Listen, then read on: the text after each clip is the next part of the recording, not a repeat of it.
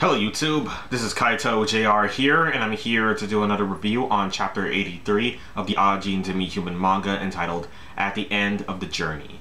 So yes, we just continue off from last chapter where we see Kei just charging at Sato and just grabbing his body and lunging him into the water from off of this bridge that was in construction or destruction, whatever, it doesn't matter. But yeah, both Kei and Sato, we see them both just tumbling down into the water, and both of them just sink into the lake or stream or whatever it is. It's just a large body of water that they both just like fell into and are drowning at the same time. However, it's okay because, like I said, like I keep saying, they're both Ajin, so they will definitely survive this. And I mean, yes, drowning is a very painful and slow death. It definitely is. I mean, you wouldn't want to die drowning, and that's for sure. I mean, it takes a while to kill you, and that's not really the most interesting thing, obviously, in this chapter, because we see Sato's like Saitama Prefecture helicopter that like, Sato was planning to escape from. Like, yeah, that's Sato's helicopter that he stole, of course, and his IBM Snake Man was piloting it, as you all know, and we see Snake Man coming out of the helicopter this chapter. Just, I guess he was planning to go probably and save Sato, but nah, we just see him just. We see the IBM just decaying out of just like that. I guess it was his time to just decay, because yeah, Sato's IBM Snake Man has been out for a while, and not all IBMs can stay out for too long. Yes, training can definitely help your IBM stay out for longer, but it can't stay out forever though. Not even like, yeah, not even like flood IBMs can stay out for that long. So as we saw just recently in the manga, but yes, Sato, his IBM definitely just decayed and just vanished, but then it suddenly just appeared within the water that both Sato and Kei were drowning in. I mean, Kei saw the IBM right there, just like, what the hell is that? Sato's IBM, what's going on here? So yeah, Sato, he was definitely talking through his IBM or his IBM, because yeah, okay, first of all, you all know how IBMs can mimic the things that their masters, like, you know, say probably in the past, they might have said something like, I mean, we've seen this definitely a lot with Kei and Nagai's IBM, how Kei's IBM has always just repeated things that Kei has said throughout his life. Like, I don't know, I think one time he said in the anime, I gotta take a piss and stuff like that, and maybe other stuff like shut up, or like, yeah, his IBM, like, Kei's IBM definitely has like an attitude, definitely. I mean, even Kei acknowledges this in the anime, how yeah, this IBM has a total like attitude problem. It does not listen to me. It does not listen to orders from his Ajin master at all. So yeah, definitely gonna have to train this thing a bit. So yeah, and I guess that just reflects on Kei's personality in general. That's just how Kei is. So his IBM just reflects that from Kei Nagai, just his personality, demeanor in general. So same thing with Sato. But yeah, Sato, he must have been just talking through his IBM because he couldn't say anything himself since he was drowning. But yeah, I mean, both him and his IBM were probably linked here. So I mean, we see, I guess, like, Sato was just reminiscing on some stuff from his past, like the time he was in the Marines. He was like fighting with the Marines. Like, we see some helicopters in this chapter just like flying by. I guess Sato was in like Vietnam here or something. And then we get some other stuff like where Sato just cuts right to him playing in the arcade, and that's where he just meets his uncle. And then then of course he went to his uncle's gang to, like, I guess, plan on how to like get the upper hand of the other rival gangs. However, the rival gangs then show up at their hideout and just kill like all Sato's uncle's men right there. So yeah, I mean, Sato really doesn't care though. It just, after he just slaughtered like his uncle's rival gang, and he just kept on playing his Nintendo, or I mean, we even see him like holding this Xbox controller and this Nintendo Namco controller or something like that. Like, yeah, just, they're really retro controllers though, definitely. I mean, it's not an Xbox 360. It's the one that like precedes that one. Just the, you know, Xbox. That's what it's called. Just the Xbox like console. Just wait on the controller. I've never held an Xbox like controller before though. I never had. I mean, yeah, I held an Xbox 360, Xbox One controller, never an Xbox controller though. So yeah, I don't know what those are like, but I guess maybe, I mean, I've heard that like the trigger, like the R2 and the L2 are pretty, like, I guess, like pretty smooth with like holding and triggering and stuff like that. I don't know. Like I said, I never held one, so I wouldn't know.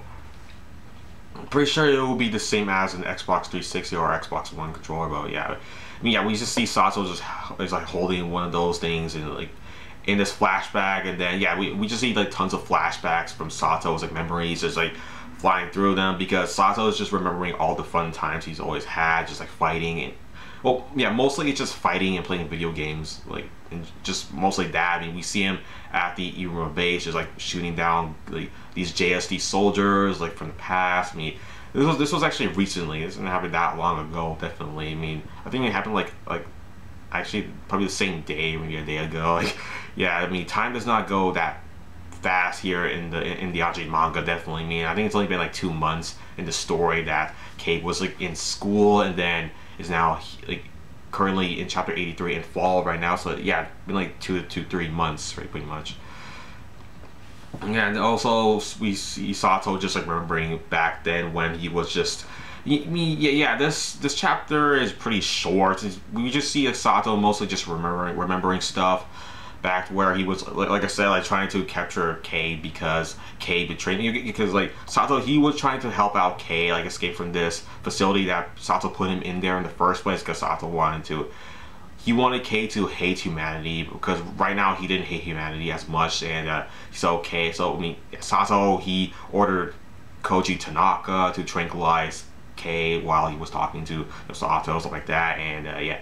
Of course, while Kei was tranquilized, I mean, at this time, Kei, he thought, like, I guess the police officers, or like the police force, I meant to say, were like onto them, like, oh shit, they just found me, they're shooting tranquilizers everywhere, I better get out of here, Sato, we gotta go now. Yeah, so Sato, of course, he just pretended not to see this coming at all, and then Kei got shot with a tranquilizer dart on his nape right there, and he went down, and Sato just says, good job, Koji Tanaka, or why am I saying his full name? Yeah, good job, Tanaka.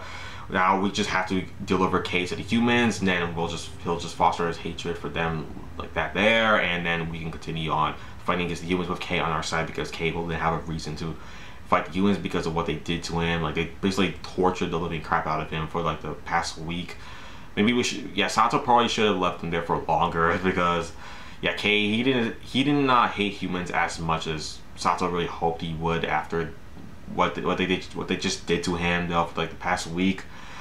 But yeah, I mean, Sato, he just remembered, like, he was trying to get Kei to escape from there, like, anyways. He was trying to help him out, but then yeah, Kei decided to like turn against him, because Sato was about to kill these unarmed, like, unarmed researchers that were no threat at all. So yeah, Kei trying to help them out.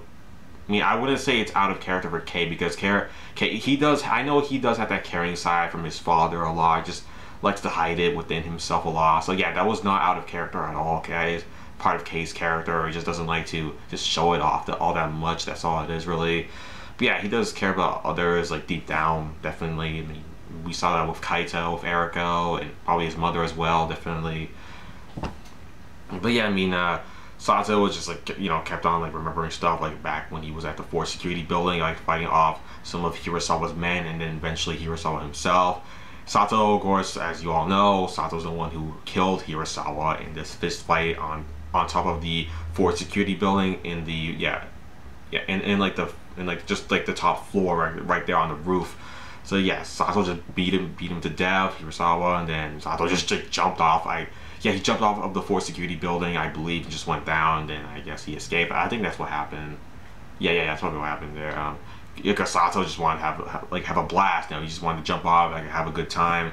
You know, because I mean, we even see like Sato saying how, like, man, that was all fun, man. I kind of miss those days, and now I'm gonna have to leave and stuff like that, man.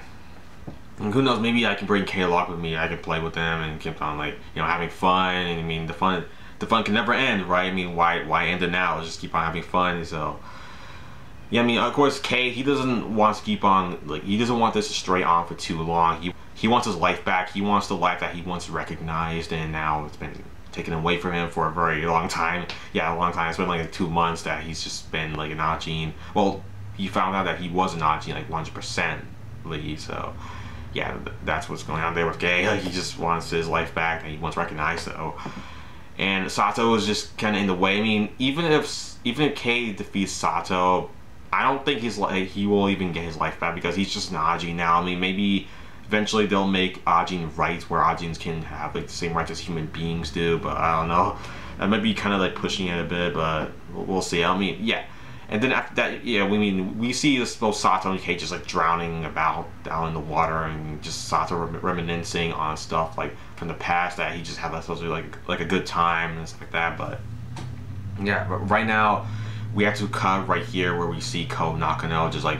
You see, Ko, he's trying to call Kei because he doesn't know where Kei's at. He wants to know where Kei's fighting Sato at so he can go there and try to assist him. But yeah, Kei, he's not answering his phone at all, and he's getting really worried. I mean, we see Reiji, like a member of the anti-demi human special task force, Izumi just in the background, just like wondering, like, I don't know where Kei's at though. I mean, yeah, we see Ko just like, look, you have to tell me, Kei, please, just tell me, where are you? Yeah, so I mean, Kei's not answering because, yeah, he's drowning, and of course Ko is not aware that Kei is drowning at this point in time. He doesn't even know where Kei even is at right now. Same thing with Sato, doesn't know where he's at. So Reiji's like, look, Ko, it's over. I mean, we tried our best. Like, Sato's just too good. I mean, he's too smart for us.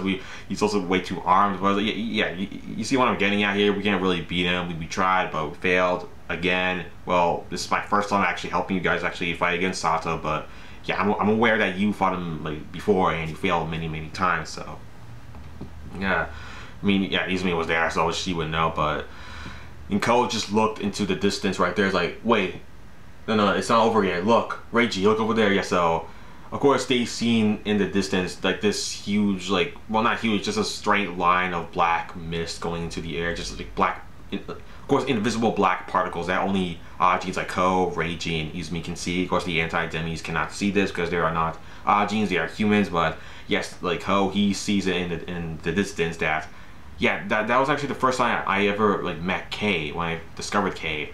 Was that I saw this straight line of black particles going into the air that only Ajins like me can see.